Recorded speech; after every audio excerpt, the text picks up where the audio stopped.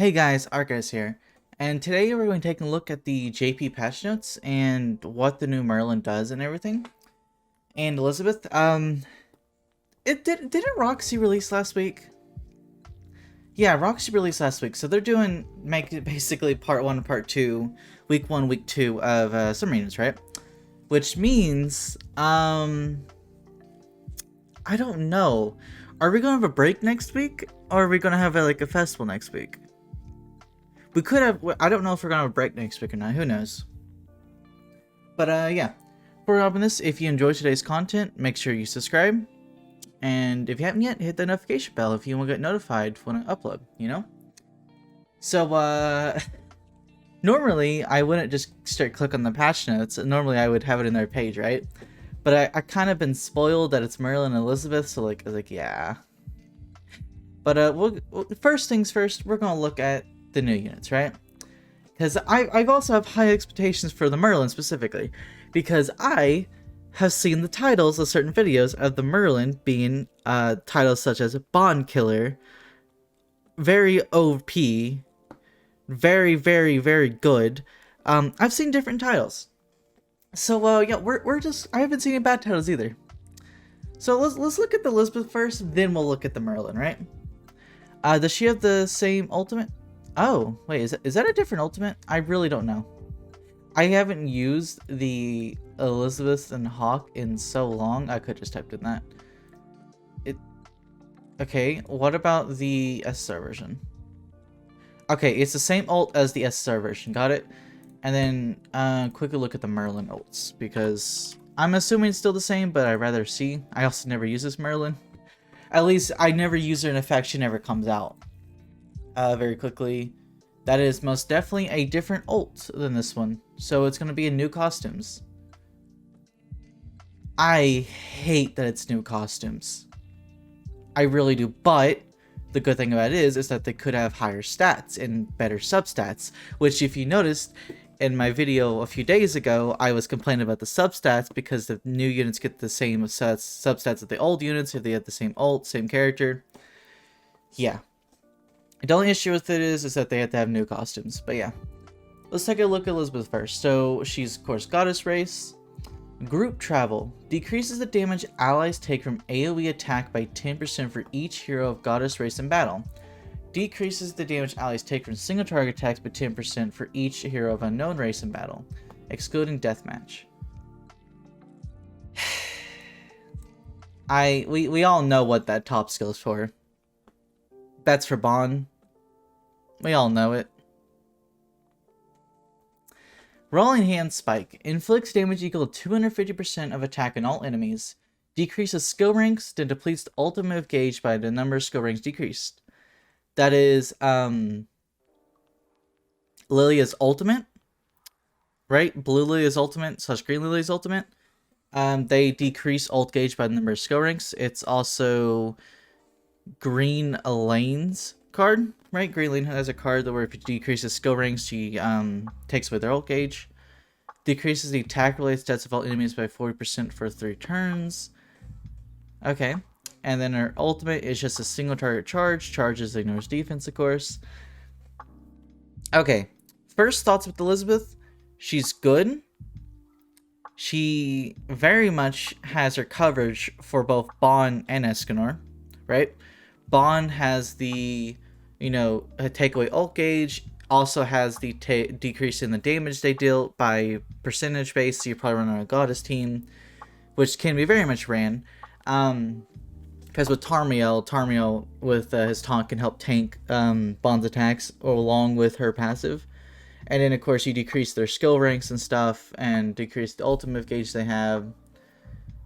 Yeah. Attack-related stats doesn't cover Bond, but attack-related stats does cover Escanor. So, it is covering both sides. So far, she doesn't look OP, but she looks decent, right? She looks like a good unit. She's not great. She's not bad. She's just good, right? She's just a good unit overall. Okay. There's just one issue that we all know is going to happen, and it's the same issue I had before since she's going to have the same stats. I mean, Blue Ellie Hawk stats aren't bad. Like, they're not the worst, because they're like a decent 60%, 4%. Like they're decent substats. And she's more of a support role, so she doesn't need like crit chance, crit damage. She doesn't need high pierce rate, but she needs like good resistance, good defense, and good crit resistance. She doesn't have good crit resistance, but she has, you know, decent, not the best, but decent substats, right? And that's all I can really say about it. She has decent substats. But yeah, let's go on to the Merlin, who I've been told is very OP, and we're going to watch this ult animation first. No, last. But I...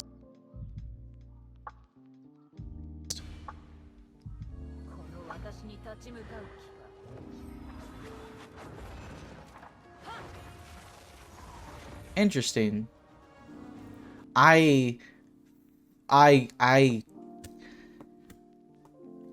might have to summon with this Merlin, no matter if she's good or not, because, like, this costume, like, now I wish she had the same costumes as the old Merlin, but, listen, that costume, bro, we stumping over here. Anyway, she's blue, True Seeker Merlin, making a sandcastle. When hero uses 2 skills on an ally turn. So does that mean anyone or does that mean her? Because who's someone that boosts themselves? Rim. When the hero, so I don't know if that's just like a mistake on Grand Cross Database's part, should have been Z. Or if it's been, I don't know. We'll just consider it's D for now until we can get more info, right? I ain't gonna go on about it. When hero uses 2 skills on an ally turn, disable attack skills of all enemies for 1 turn. When hero uses 3 skills on an ally turn, prevent ultimate gauge from filling up for 2 turns. Okay. Honestly, that's a really, really good passive, actually. Its balance is in the fact that you need 2 or more skill cards to be able to actually get it done, unless that means anyone. If that means anyone, that's really, really bad. I mean, it's already really good, but if that means it'd be really, really good. She has Flood. She has the single target Escanor Flood. Boys. Boys. That means that she has good substats. She's gonna be hitting Escanor damage. Boys, please. Oh, please don't be another the one Escanor along with that passive. Okay.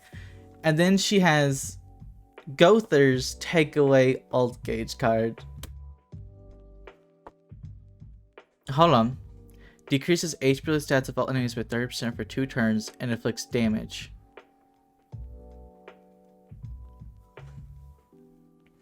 I can see why she's called the Bond Killer.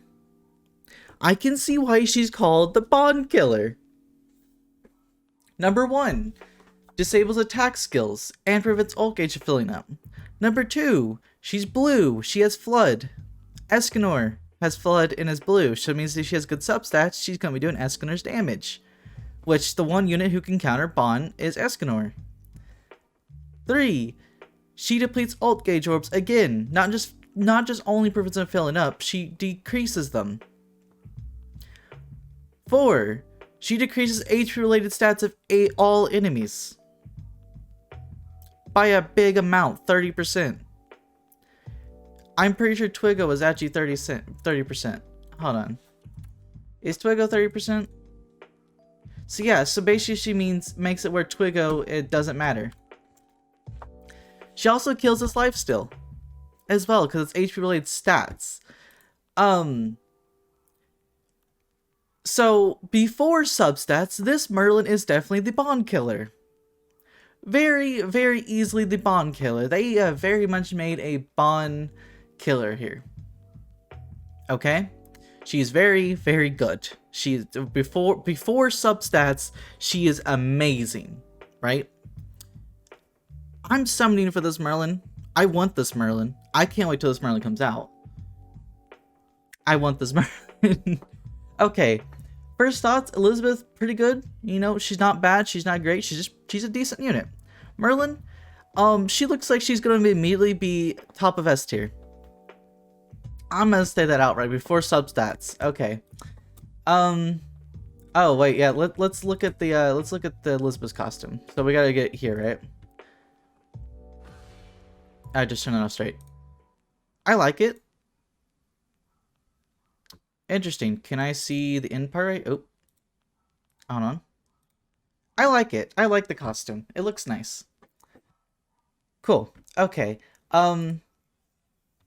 So yeah. Okay. So these two, the two new SSR units, the 300-600 banner, which is really really good. I love that costume. I really like that costume. I like this. Ooh, she has really nice costumes. Oh, bro. She has really good costumes. Interesting. You get a free multi, you get SA coins, penance, you know, log in 3 times, summon 1 time, enhance hero 5 times, play Hawk's treasure event. Okay. Not that bad. Training Grotto special missions and buff event. So I'm guessing that's what... No, is that what this is? No, these are daily missions. What? Did I click too far? Yeah, no, I'm supposed to click here. So we have Hawk's Mine. I'm guessing this is the Grotto buff, right? Yeah, because this is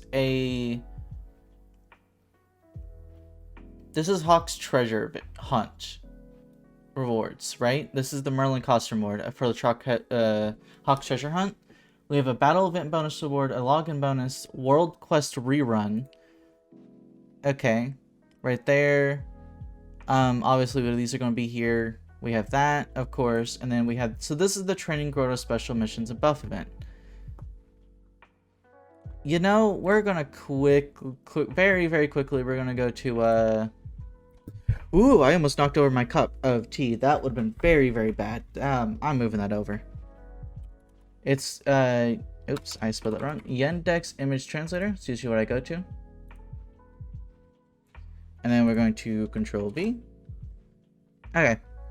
So if you look here, please translate. So this is the login event. So we don't actually have how they're buffing it. Okay, so we don't know how they're buffing it, I guess. So this is just a login event. Yeah, so we don't know how they're buffing it, I guess. Okay, that's interesting. Unless that's here. No, that's not. That's a daily mission.